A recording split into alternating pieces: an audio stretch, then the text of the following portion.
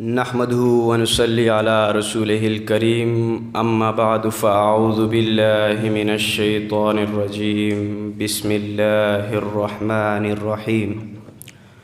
رضي الله عنهم ورضوا عنه صدق الله العظيم وقال النبي صلى الله عليه وسلم اللهم اجعله هاديا مهديا وأهدي به او قال علیہ الصلاۃ والسلام۔ بہت ہی عزتوں کے لائق مہمانان گرامی، قابل صد تکریم حضرات منصفین، محترم مکرم اساتذہ کرام، عزیز طلباء ساتھیوں، السلام علیکم۔ تدبر امیر معاویہ کا عنوان زیر بحث ہے۔ منظر ہے دونوں جہانوں کے لیے رحمت، خاتم النبیین، ساقی کوثر، شافی محشر، محبوب خدا محمد مصطفیٰ صلی اللہ علیہ وسلم کی رحلت کا۔ مسلمان غم میں مبتلا ہیں، خطرہ یہ بھی درپیش ہے کہ اب اسلامی ریاست کا شیرازہ بکھرا کے بکھرا، قبائل بغاوت پر آمادہ ہیں، اسامہ بن زید کے لشکر کی روانگی کا بھی مسئلہ درپیش ہے، زکوٰۃ کے انکاری بھی سر اٹھا رہے ہیں، جھوٹے نبوت کے شیطانوں نے بھی نبوت پر ڈاکے ڈالنے شروع کر دیے ہیں۔ پھر مرد بحران سیدنا صدیق اکبر میدان میں آتے ہیں، حکومت سنبھالتے ہیں، خلافت کے منصب پر برجمان ہوتے ہیں اور اسلامی ریاست کو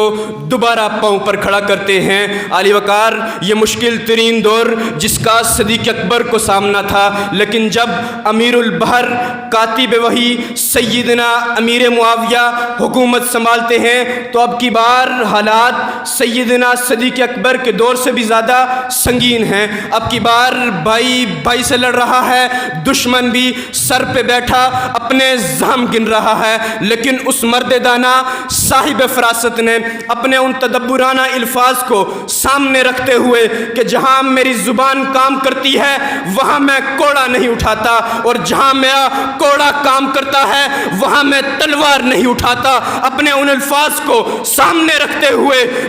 بھائیوں کو بھی سینے سے لگا دیا اور دشمن کو بھی خاک میں ملوا دیا اور اسلامی سلطنت کو وسعت دی۔ علی وقار، یہ تھا تدبر امیر معاویہ، یہ تھا تدبر امیر معاویہ۔ جناب صدر، طاعون کی بیماری پھیلتی ہے، دور فاروقی ہے، شام کا محاذ ہے، ابو عبیدہ بن جراح طاعون سے شہید ہو جاتے ہیں، پھر یزید بن ابو سفیان، پھر معاذ بن ابو جہل، پھر معاذ بن جبل، پھر یزید بن ابو سفیان اور شرجیل بن حسنہ جیسے کمانڈر ان چیف کے چلے جانے کے بعد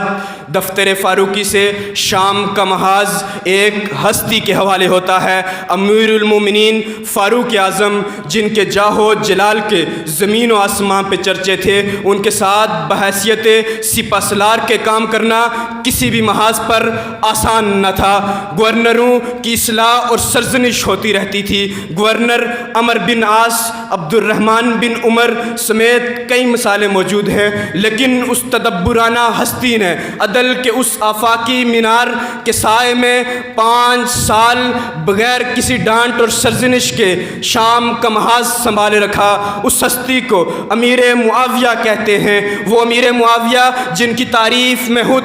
امیر المؤمنین فرماتے ہیں کہ لوگو، تم کیسر و کسرا اور ان کی سیاست کی تعریف کرتے ہو جبکہ تم میں معاویہ موجود ہیں۔ لوگوں جن کو متنبع کرتے ہوئے لوگوں کو فرماتے ہیں امیر المومنین کہ لوگوں، میرے بعد فرقہ بندی میں مت پڑنا، میرے بعد فرقہ بندیوں سے بچنا، ورنہ یاد رکھنا کہ شام میں معاویہ موجود ہے۔ علی وقار، یہ تھا تدبر امیر معاویہ۔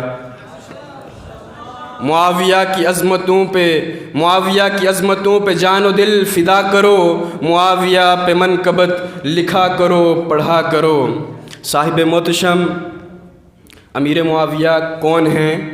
وہ امیر معاویہ جن کا گھر لسان نبوت سے دارالامان کہلایا، وہ امیر معاویہ جن کے بہنوئی کائنات کی پاکیزہ ترین ہستی محمد مصطفیٰ صلی اللہ علیہ وسلم ہیں،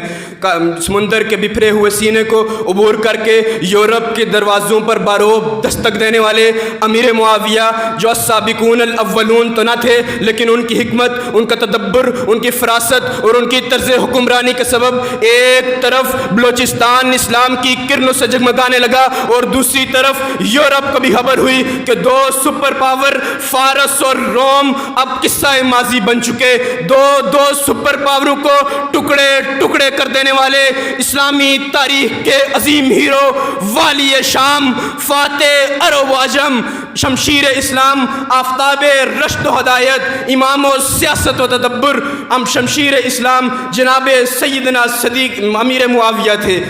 عالی وقار یہ تھا تدبر امیر معاویہ۔ امیر معاویہ اور ان کی اولاد بنو امیہ نے اپنی تلوار کی نوک سے عالم اسلام کی جو سرحدیں کھینچی تھی، آج بھی عالم اسلام کی وہی سرحدیں ہیں۔ وہ امام تدبر جنہوں نے سالہ سال کے مسلم اختلافات کے بعد عالم اسلام کو ایک جھنڈے کے سائے تلے جمع کر دیا، وہ امیر تدبر جنہوں نے جہاد جیسے عظیم فریضہ جو تقریباً متروک ہو چکا تھا اس کو پھر سے زندہ کیا، وہ امیر تدبر جنہوں نے اپنے عہد حکومت میں شجاعت و جوانمردی، سیاست و تدبر، امانت و دیانت میں نظم و ضبط کی مثالیں قائم کر دی۔ یہ وہ باتیں تھیں جو تاریخ کی یک طرفہ تصویر کی تہوں میں کہیں دور چھپ کے رہ گئی تھی۔ احادی و امام تیرے نام کو سلام، اے آفتاب شام تیرے شام کو سلام، سلام اس پر جس نے رومیوں کا سر کچل ڈالا، سلام اس پر جس نے سارے فتنوں کو مسل ڈالا، اے والی شام تیرے تدبر کو سلام، تیرے تدبر کو سلام، وما علینا الا البلاغ۔